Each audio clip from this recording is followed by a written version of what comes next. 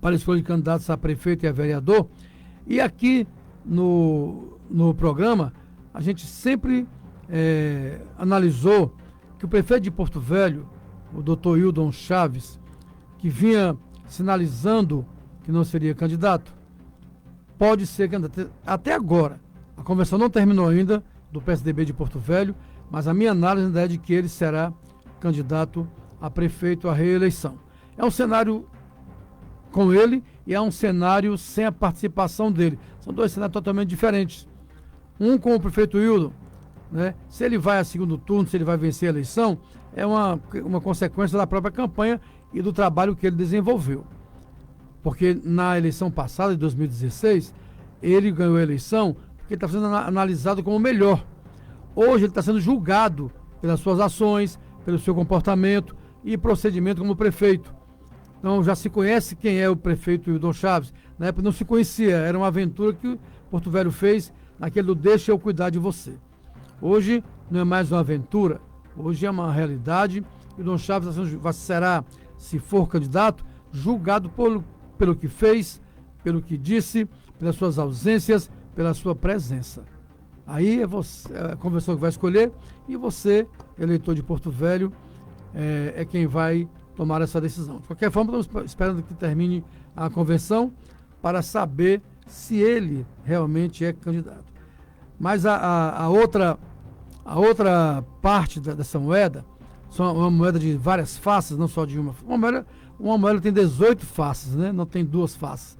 E uma das partes dessa moeda é a desistência anunciada do deputado federal e ex-prefeito Mauro Nazif, que abdicou de ser candidato. Acho que ele olhou no espelho, olhou não para se ver no espelho, mas para ver o que ele fez como prefeito, para ver como ele foi na eleição de prefeito, que apesar de ter se elegido deputado federal, são eleições totalmente diferenciadas, são eleições que o pensamento coletivo do eleitorado é totalmente desvinculado da questão municipal, a eleição para federal, mas na eleição para prefeito, ele não foi muito bem, não. Ele foi julgado como aquele que não deveria sequer ir para o segundo turno, e assim foi.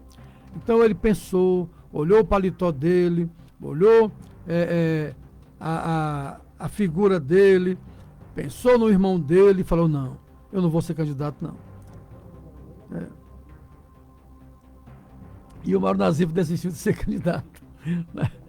Não, às vezes você pensa no irmão, pensa na família, né? E vê que não vale a pena essa aventura, né? São 12 horas e 5 minutos e 8 minutos, né? Em Porto Velho, Rondônia. Estamos dando início a essa primeira fase, primeiro bloco do programa A Voz do Povo, enquanto aguardamos a chegada do psicólogo Daniel Amaral, que é o diretor do CAPS de Porto Velho, vem falar sobre a sua gestão, vem falar sobre as atividades que desenvolve o CAPS, como está sendo isso em plena pandemia. E em plena pandemia, nós não podemos esquecer que tudo foi modificado. Há uma questão premente na área educacional, que é o retorno das aulas presenciais. Um debate muito grande. Você que está ouvindo o programa, você que participa do programa, você deixaria o seu filho, sua filha, a pessoa pelo qual você é responsável, ir para uma aula presencial? Você confiaria nisso aí? Será que realmente a escola é segura para os efeitos, digamos, de contágio de Covid? Pois é um dos debates que está sendo travado no Brasil todo nessa pandemia, é a aula presencial. E se a aula remota vai prevalecer? Então, liga para nós e diz qual é a sua opinião sobre o retorno da aula presencial e se você deixaria seu filho, sua filha, seu neto, sua neta, pelo qual você é responsável, frequentar as aulas. Acaba de chegar aqui nos estúdios o psicólogo Daniel Amaral, né? E ele vai participar conosco das entrevistas, vai debater conosco sobre o CAPS. Já a gente conversa com ele, para terminar essa linha de raciocínio sobre o retorno das aulas presenciais. A própria Unir, por exemplo, que não adotou a aula remota, né? A Unir que ficou naquela questão de nem sequer dar aula, Não sei se a Unir apoia o retorno da aula presencial, mas nas escolas infantis, na primeira infância, nas creches, sei não. Acho que tem que levar em consideração as crianças, em consideração que a criança pode também, no contexto, no cenário de aula, de sala de aula, brincar, tirar a máscara, mesmo que haja o controle, mesmo que haja álcool em gel, mesmo que haja salas com janelas abertas, mesmo que haja o uso da máscara, sempre há um problema, porque não se sabe quais são os limites desse tal de coronavírus. Fala que é o novo coronavírus, não é mais novo coisa, não é o velho coronavírus que chegou, se assentou e mexeu conosco em todos os setores da sociedade, do comércio, da empregabilidade, da questão do desemprego, no lar, na quarentena. A sociedade de hoje não sabia o que era uma quarentena. Hoje vivencia uma quarentena, aí entra depressão, entra problemas familiares, entra construção, reforma de apartamento, reforma de casa, tudo isso para vencer esse isolamento social forçado pelo coronavírus. Ficar em casa é uma opção maravilhosa. Todo mundo quer ficar em casa, voltar para casa, deitar na cama, tomar banho, brincar com os filhos, botar o pé no sofá, ver a televisão. Todo mundo quer isso. Amar a esposa, amar o marido, o namorado, a namorada, tudo. Mas ficar em casa forçado é outra situação muito grave. Eu tenho um conhecido, ele fala, imagina, essa situação muito difícil. Se eu vou para a rua, ele é idoso, né? Se eu vou para a rua, eu sou proibido de ir para a rua. Se eu fico em casa e minha mulher manda eu sair, eu não sei o que eu vou fazer mais na vida. Tem muita gente com essa situação. Muita gente. Daqui a pouco eu vou conversar com um convidado muito especial, né, que é um psicólogo, o Daniel Amaral, que eu tenho o prazer de conhecer aqui e o prazer de recebê-lo no programa. Vamos então começar a entrevista? Então vamos à entrevista. A Voz do Povo. Entrevista. Boa tarde, Daniel Amaral. É um prazer recebê-lo na Voz do Povo. Obrigado pelo convite novamente. E é uma satisfação estar aqui. Boa tarde a todos que estão nos ouvindo agora. Boa tarde para todo mundo, né? Todos os ouvintes. Sua Excelência ouvinte, como diz o Arimar Souza de Sá. Você é diretor do CAPS. Qual é o seu cargo? Então, eu estou na coordenação do CAPS já há 4 anos. Né? Eu sou o segundo diretor da instituição.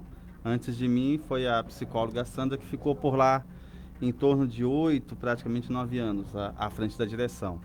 E eu estou lá desde 2016. CAPS significa o quê? Para os nossos ouvintes saberem. Então, é o Centro de Atenção Psicossocial. Eu espero que hoje em dia já todo mundo em Porto Velho já saiba que existe o serviço. Nós temos 4 serviços CAPS em Porto Velho, um de gestão estadual, que é onde eu trabalho, e outros 3 de gestão municipal. A questão do trabalho com o CAPS para álcool e drogas e infantil é do município. O meu CAPS ele é responsável pelos transtornos gerais. Então nós atendemos adultos no CAPS Madre Mamoré. Onde é que fica o endereço para os nossos ouvintes que não sabem? Nós estamos na rua Elias Goraiebe, 2576, bairro Liberdade. Uhum. Ali ao lado do CREAS, em frente ao antigo Lado Bebê, que está em reforma. Muito bom. Então, no caso de pessoas que tenham problemas com alcoolismo, é isso? Com droga, como é que faz isso para a pessoa ter acesso a esse serviço? Não, o serviço para álcool e drogas é municipal. É municipal. É ali na Avenida Equador, ali próximo à Viracaúra, no CAPS AD. O AD é de álcool e outras drogas. Por isso que fala AD. AD. Uhum. E o A é o destaque, né? Que é a droga mais disseminada no Brasil, é o álcool, né? Álcool, mesmo sendo lícito, Uhum. ainda tem a questão de atingir todos os nichos sociais, né? Causa problema em todos os setores, né? São 12 horas e 15 minutos. Vamos ao primeiro intervalo, Daniel. Permita eu chamar você de Daniel. À vontade. Né? E voltamos daqui a pouco. Você pode participar do programa ligando para 992145306 ou acessando o site www.rondonoticias.com.br. Vamos ao intervalo e voltamos daqui a pouco. Você está ouvindo a Voz do Povo.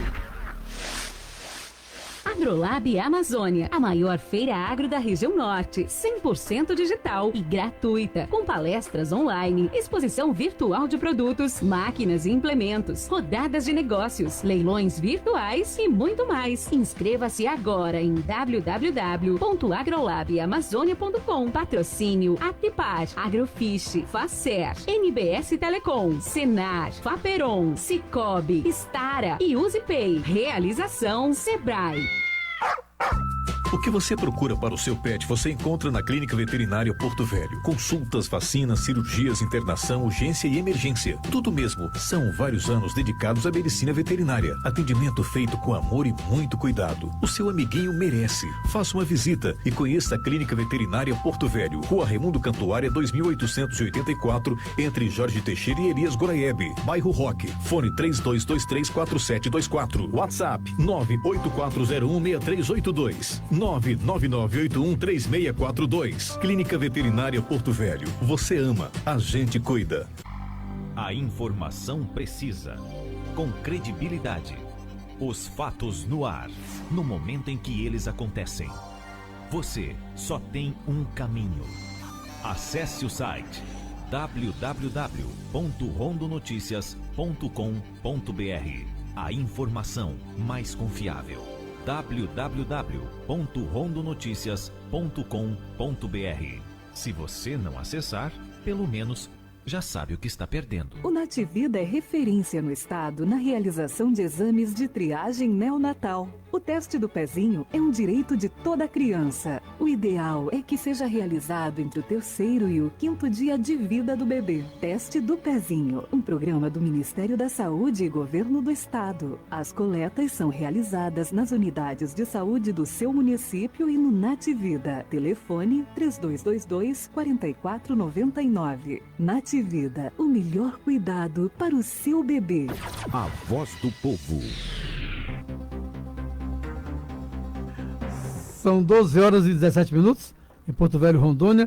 Estamos conversando com um convidado muito especial, o psicólogo Daniel Amaral. Ele é coordenador do CAPS e está discorrendo sobre as atividades que tem, porque ele falou, tem muita gente que conhece, que sabe que existe, mas é bom que muito mais pessoas saibam que existe e saibam a forma de acesso, né? E eu começo esse segundo bloco, Daniel, perguntando a você como é que eu e em que estado eu posso e preciso acessar ao CAPS, tanto faz o CAPS AD quanto o CAPS você trabalha. Então, nós vamos falar pós-pandemia, né? Pós-pandemia. Não vou discorrer como que só se a gente tiver tempo de como o serviço funcionava. Então, desde ali de 16 de março, quando nós começamos oficialmente a questão da pandemia, nós estamos restringindo a entrada de pessoas, então só está entrando no CAPS quem tem consulta agendada ou quem tem algum atendimento previamente agendado. Antes nós trabalhávamos muito com demanda, como todos os serviços de saúde, muita demanda agendada, mas metade da nossa demanda era demanda espontânea. O que chegava, muitas vezes a gente atendia. Às vezes eram até situações em que teria que ter acesso à urgência e emergência, mas por desconhecimento acessava o serviço dentro da nossa... E em que situação o senhor pode acessar o serviço do CAPS? Então, o ideal seria o quê? Pacientes mais graves, pacientes egressos, por exemplo, da ala psiquiátrica do hospital de base, pacientes com histórico de acompanhamento em transtorno mental, seja dentro do estado ou fora, em psiquiatria. Hoje a gente tem uma dificuldade o quê? Que a gente diminuiu o acesso, porque hoje em dia eu já não posso ter o fluxo de 80 pessoas dentro da unidade, pelo menos 80 pessoas, mais do que acessava a farmácia. Então, hoje a gente... Dava quanto diariamente? Tipo 150? Olha, nós tínhamos em média 3.100 atendimentos mês. Né? E aí nós ainda temos uma questão que temos uma farmácia dentro do serviço. Então, não tenho como lhe dizer quantas pessoas iam diariamente ao serviço. A pandemia, você disse que se tivesse tempo falaria, mas não tem como não falar. A pandemia começou em março, estamos com 5 meses de pandemia. Essas pessoas que precisavam ir à farmácia ou que precisavam de uma consulta, como é que ficou esse grupo todo?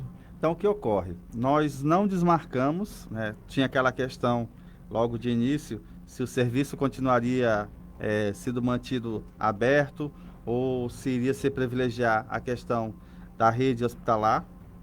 Então, foi até solicitado que alguns funcionários fossem removidos do CAPS para trabalhar na linha de frente dos serviços hospitalares. Só que o que ocorre? Qual é a realidade lá do serviço? Mais da metade da minha força de trabalho já são colegas na melhor idade e próximos da aposentadoria. A força de trabalho operacional lá? Lá. Então, no primeiro momento, quando você afastou quem tem doenças crônicas e quem tem idade avançada por ser público de risco... Já foi a maioria. 52% na primeira hora foi embora. Então, assim, a gente tem trabalhado com a equipe em número reduzido, em número mínimo. Nós não temos como fazer home office, porque o nosso atendimento é direto ao público. Nós somos muito questionados com relação à questão de atendimento online, né?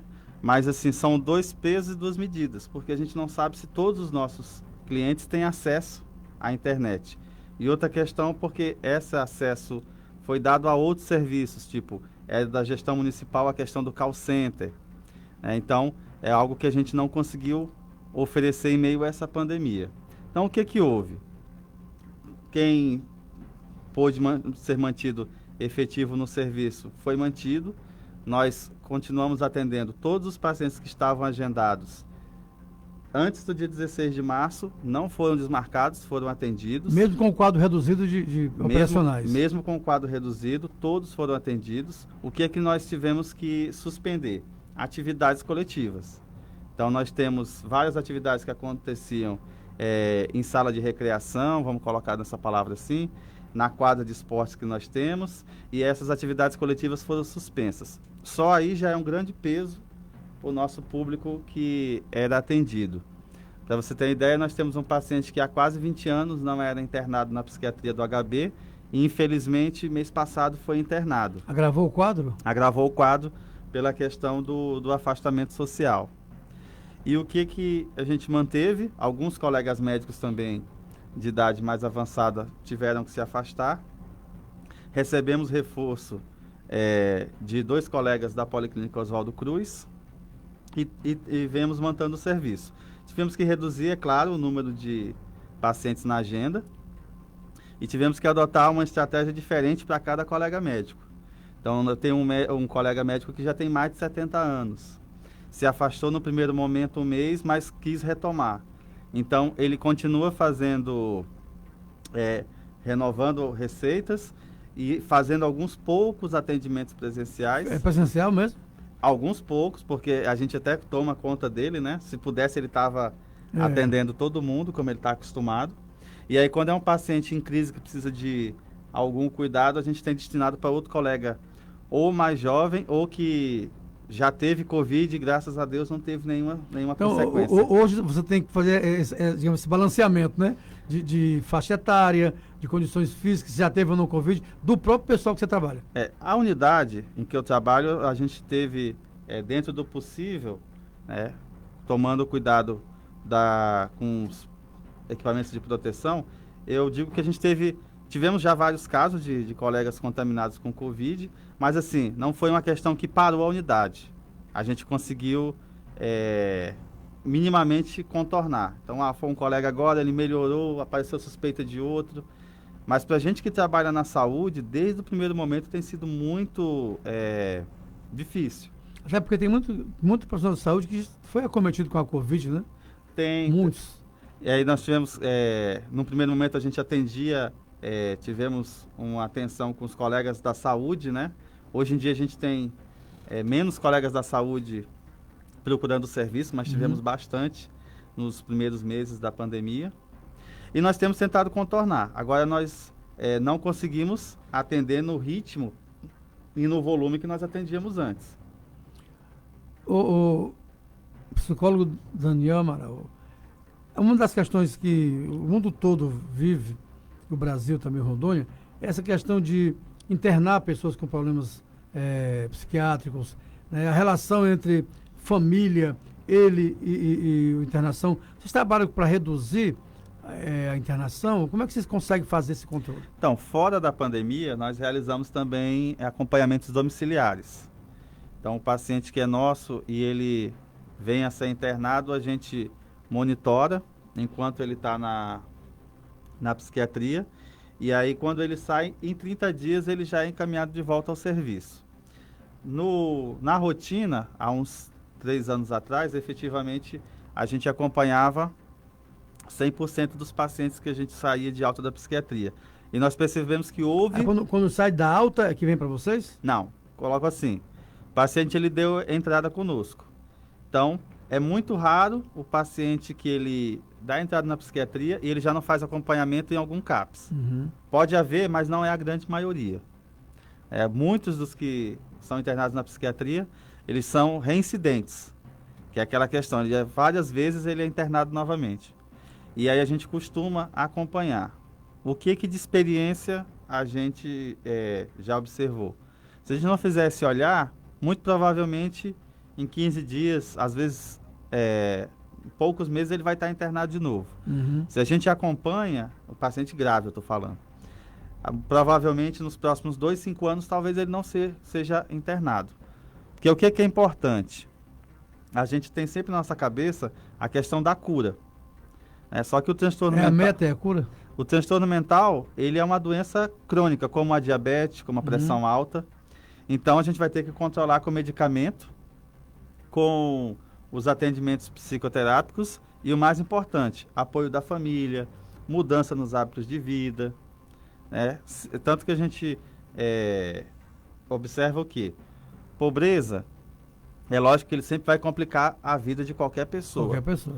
Mas ele não é um fator que vai ser responsável pelo risco do adoecimento. Ele tem o fator de risco para cronificação. Ou seja, a pessoa vai procurar o serviço após muitos anos, quando ele já teve muitas perdas.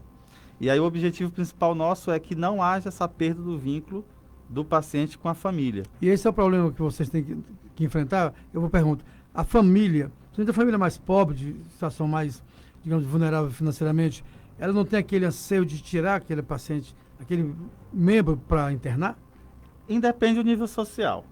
Independe. Independe. Porque o que vai acontecer? Ao longo da história, a gente a loucura foi pensar do quê? Eu preciso afastar ela da sociedade. Uhum.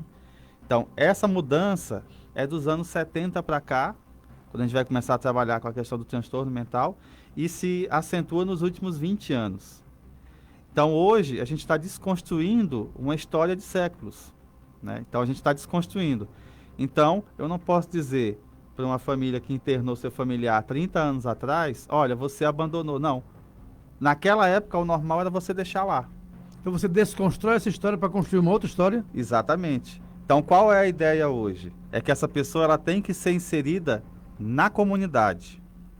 Então, se você vive numa comunidade do interior e você tem uma pessoa com transtorno mental, ele frequenta a igreja, ele frequenta a quermesse, ele vai na festa junina. Nos casos mais leves, né? Não, pense numa cidadezinha do interior. Pensei numa. Poucos habitantes. Se tiver lá se eu, por exemplo, Daniel, tenho algum, vamos usar a palavra que o leigo conhece, algum retardo mental. Uhum. Então, todo mundo na cidade me conhece. Então, se por algum acaso eu fui lá e peguei uma roupa do varal de um vizinho, ninguém vai saber, vai pensar assim, ele está roubando a roupa. Não, ele não sabe, o Daniel não sabe o que está fazendo. Não sabe o que está fazendo. E aí eu não sou conhecido na cidade do interior como Daniel, eu sou conhecido como o filho do seu Assis. Uhum. É verdade. Então, assim, o vínculo ele é muito mais próximo. No interior é assim. No interior é assim. Então, a pessoa no interior ela pode não ter acesso ao serviço de saúde. Isso é um prejuízo. Mas ela está mais protegida porque ela não é tão isolada. Nós já na cidade não. Cada um vive a sua vida. Mesmo no bairro, o bairro é grande, né? Maior do que a cidade do interior. Você não conhece o seu vizinho de porta. É. Então, assim, muitas vezes o transtorno mental, ele é uma doença que acompanha a urbanização. Porque nos grandes centros você vai ter mais acesso a drogas, você vai ter mais violência. Ele se agrava na urbanização, na maior Se agrava na urbanização. Então, nós vivemos isolados, cada um vivendo a sua vida. Fazendo um recorte aqui. Na pandemia, nós estamos vivendo afastamento social.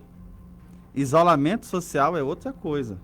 Eu posso estar afastado, lógico, eu vou sentir falta do abraço. Eu tenho colegas que não veem os pais idosos praticamente há 6 meses. Aquele cumprimento do beijo no rosto, né? Então, assim, é uma situação difícil. Esse é afastamento social. O afastamento. Agora, o isolamento, eu não tenho motivo nenhum. Digamos, acabou a pandemia, mas eu não quero ver ninguém e nem quero que ninguém vá lá em casa. Né? Isso é muito típico do paciente depressivo mais grave, do paciente esquizofrênico mais grave. Então, nós temos essa questão que eu posso estar numa multidão e me sentir sozinho.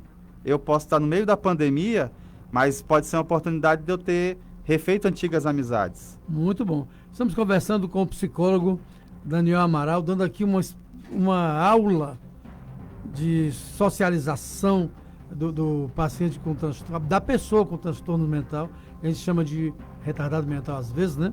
E vamos ao segundo intervalo e voltamos daqui a pouco. Você pode participar da entrevista. Liga para 99214-5306 ou acesse o site www.rondonoticias.com.br. Voltamos já. Você está ouvindo a voz do povo. A informação precisa, com credibilidade. Os fatos no ar, no momento em que eles acontecem.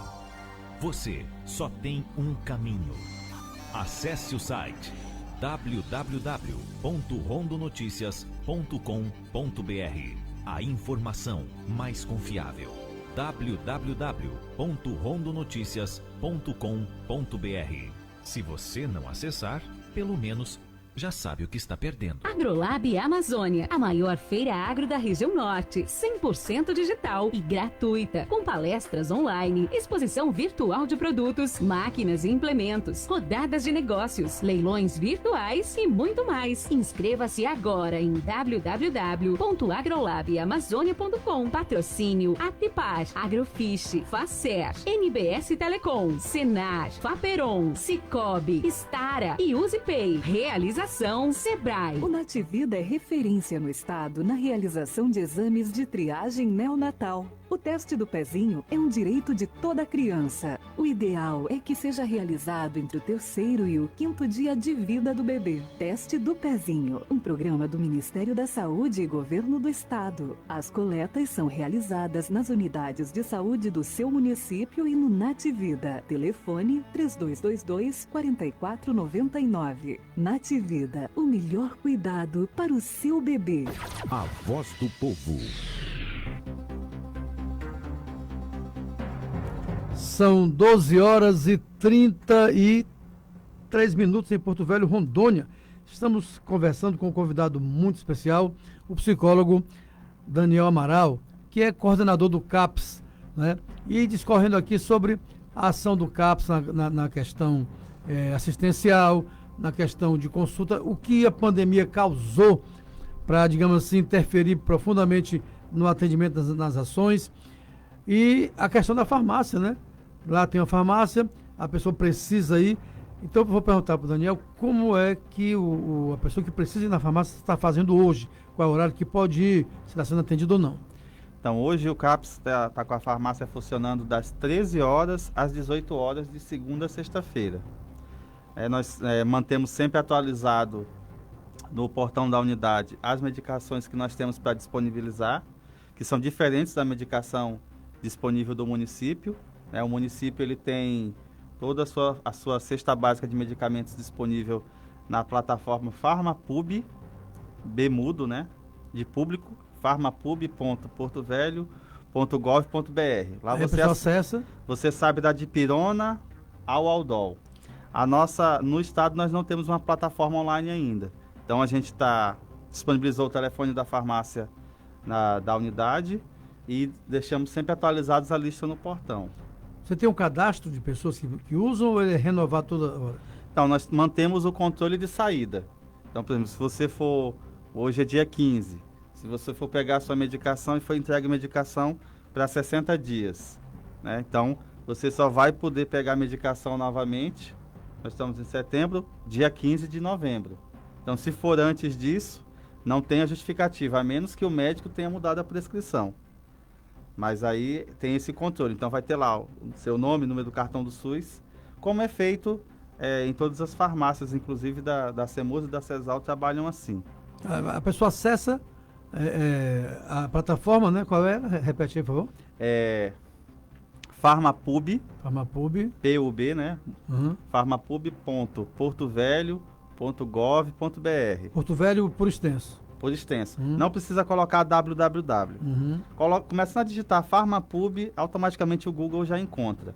Lá você pode lançar a medicação e ela automaticamente vai aparecer em qual unidade tem, aparece o mapinha, quantos comprimidos tem lá. E aí, assim funciona a farmácia do município, porque são medicamentos diferentes. Eu trabalho com 20 e poucas medicações, o município trabalha com pelo menos 36. E aí, mas por que essa diferença de qualidade e quantidade? Qualidade não, de marca e quantidade. É porque a nossa farmácia, ela seria uma farmácia de especialidade. Só que digamos que eu não sou farmacêutico, não poderia discorrer melhor tecnicamente sobre isso. Mas é porque, digamos que o município é a farmácia básica e nela tem o componente da saúde mental. Então, do município, digamos que é o arroz e feijão. A produção já acessou aqui, né? Fácil, né? A produção aqui não para. Chegou e já mostrou aqui que é fácil. Mas por enquanto eu não estou precisando, eu posso prescindir disso aqui, tá? A minha loucura não chegou ainda a esse ponto. Mas se chegar, eu vou no Farmapub, com certeza. Então, a nossa farmácia ela já seria uma farmácia de saída de menor volume. Maior volume seria do município. Mais individualizada, né? É mais individualizado. E são medicações diferentes. Daniel, coordenar um CAPS, você fala que já está com 4 anos, né? Que a anterior já passou 8 anos. Coordenar um CAPS desse aí, deixa você, digamos assim, mais sintonizado com os dramas familiares e sociais das pessoas que sofrem de transtorno mental, te deixa assim mais antenado com a situação? É uma vivência única, né? Só quem esteve à frente de um serviço como esse pode entender.